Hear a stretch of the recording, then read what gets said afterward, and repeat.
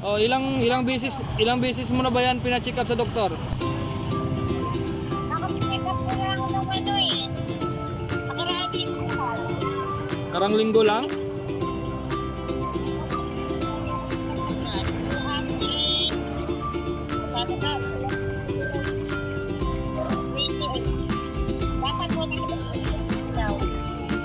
Oh. Grabe pala ano. Buti na laman mo pa na ako tong ano, ang i-message mo.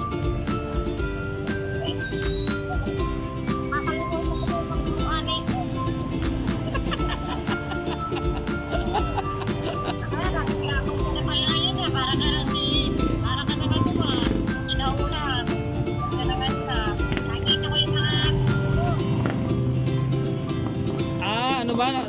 Nakasubaybay ka ba?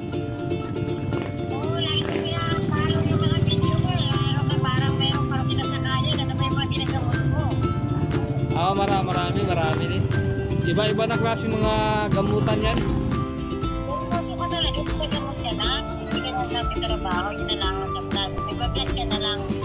Oo, gamot, saka vlog, saka sideline lang. Yan lang yung ginagawa ko ngayon. Hindi na ako bumalik ng trabaho. Ayun na rin ang tingnan mo, minsan pagka nakikita pa rin. Oo, kahit saang lugar yan.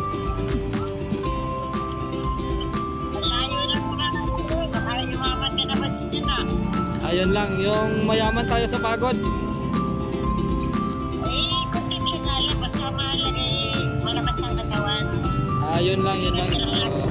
Yun lang yung lagi nating hinihingi. Kamusta naman yung trabaho natin dyan? Saan ka ba ngayon? Ayun ang Makati ako ba? Hindi, yung ano bang gamot yung ginano mo? Yung tinitake mo sa sa diabetes mo?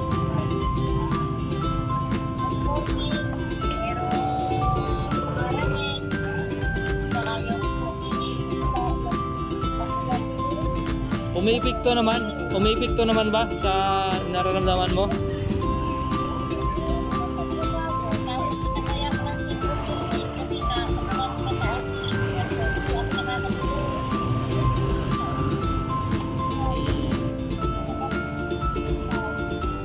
Kasi pag ang gamot na iniinom mo na walang epekto sa nararamdaman mo ay bawal yan.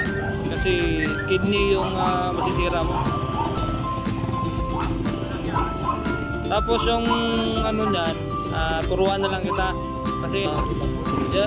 Kasi ano yan, mahirap yung sakit na yan, pabalik-balik kasi yan. Pag hindi mo tinigilan yung mga kinakain mo, lalo na yung soft drinks, kape, talagang babalik at babalik yan. Kahit anong inom mo ng gamot.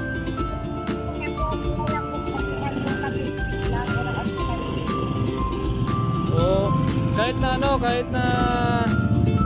stick lang yan, i-epekto pa rin yan. Yung mas maganda dyan, water therapy ka. Lagi kang uminom ng maligamgam. Bawal ka sa sa malamig.